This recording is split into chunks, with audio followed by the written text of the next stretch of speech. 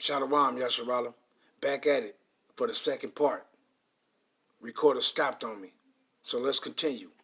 St. John 11, and I'm going to start at 45. Then many of the Jews, Yahweh, which came to Mary, and had seen the things which Yahushua did, believed on him. But some of them went their ways to the Pharisees, and told them what things Yahushua had done.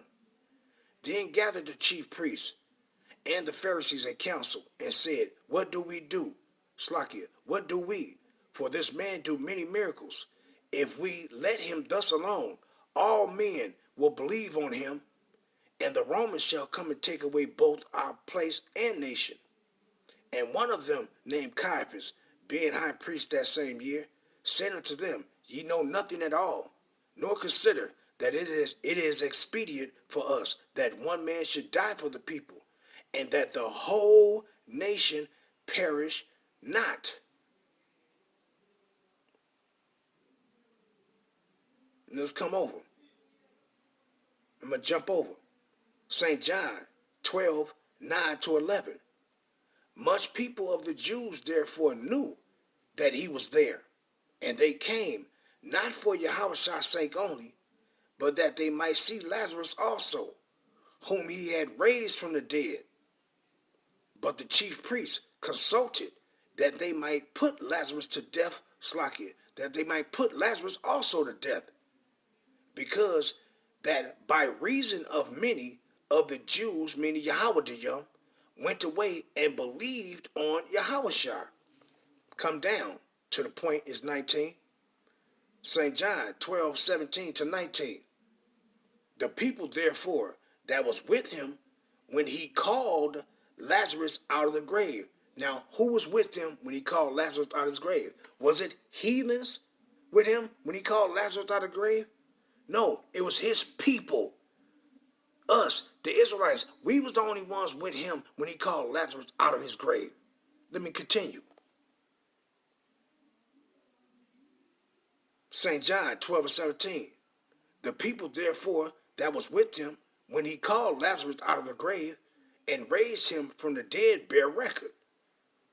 For this cause, the people also met him, for that they heard that he had done this miracle. The Pharisees therefore said among themselves, Perceive ye how ye prevail nothing? Behold, the world is gone after him. What world? Was it talking about everybody have went after him? How did everybody go after him when it was only Israelites with him? When it was only the children of Israel, Hebrew Israelites that was with him when he did the miracle and raised Lazarus out of his grave. So what world has gone after him? What world has gone after him? Is it talking about everybody? No, the world of Israel has gone after Yahushua, man. Not know everybody. So where do these people get that from, talking about the Most High love everybody? You're some stupid jackasses. Dumb as fuck, man. Let me read some more. Let's go back. Let's go back to St. John 3. And I'm going to continue at 17. St. John 3 and verse 17. For Yahweh sent not his son into the world. Meaning, for Yahweh sent not his son unto Israel to condemn the world, meaning to condemn Israel, but that the world, meaning but that Israel through him might be saved.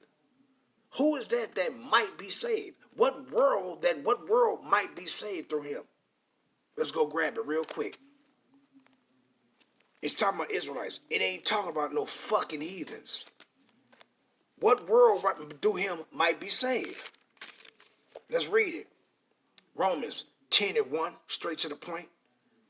Brethren, my heart's desire and prayer to Yahweh for Israel is that they might be saved. Did it say heathens? Meaning the whole world? No, the world is talking about and referring to is the world of Israel, that we might be saved. Those that repent and return back to Yahweh Ba'ashem Yahushua through the faith of Mashiach. That's who it's talking about. It ain't talking about no fucking everybody. Now, when he said he came not to condemn the world, that the world through him might be saved, who did he come not to condemn? He came not to condemn us. He came to save you, to give you a way out. And he is that way out. He is that way in, and he's that way out. He is that way into our salvation, and he is our way out of our wickedness. Period. Now let's go and prove that point that who he said he came not to condemn. Let's get it. Let's go to St. John 8. I'm going to end it off with this one. Because this is pertaining to that world who he came not to condemn. St. John 8. And, well, I started 2. And I'm going to read down to 11. St. John 8 and 2. And early in the morning he came again into the temple, and all the people came unto him. And he sat down and taught them. And the scribes and Pharisees brought unto him a woman taken in adultery.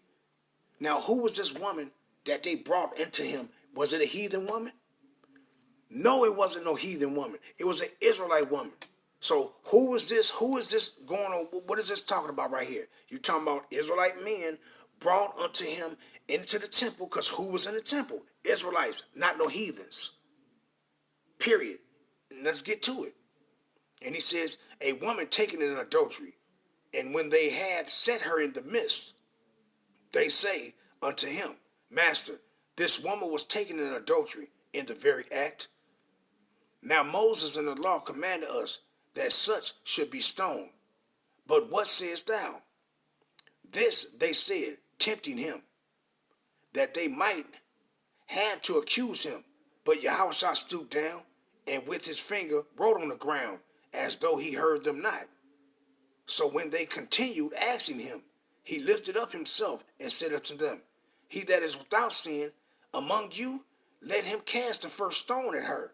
Now who was he talking to? He's talking to Israelites about an Israelite woman.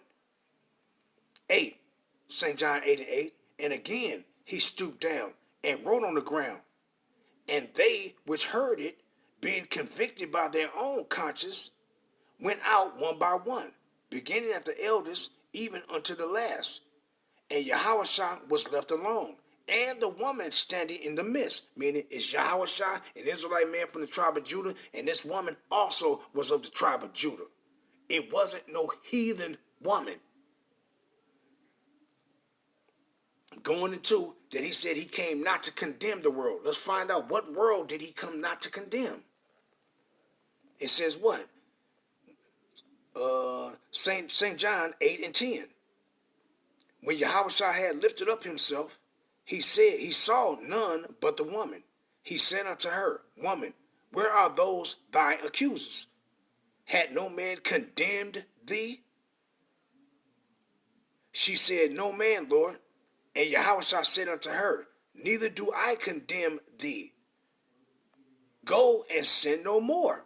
So what world didn't he come to condemn? He didn't come to condemn us, the Israelites. That's the world he didn't come to condemn. Not know everybody.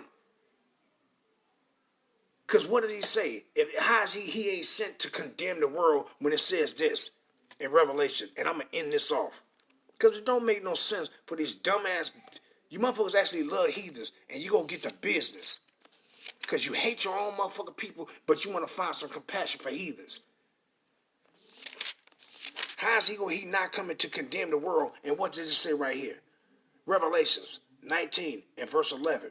And I saw heaven open, and behold, a white horse, and he that sat upon him was called Faithful and True, and in righteousness do he judge and make war.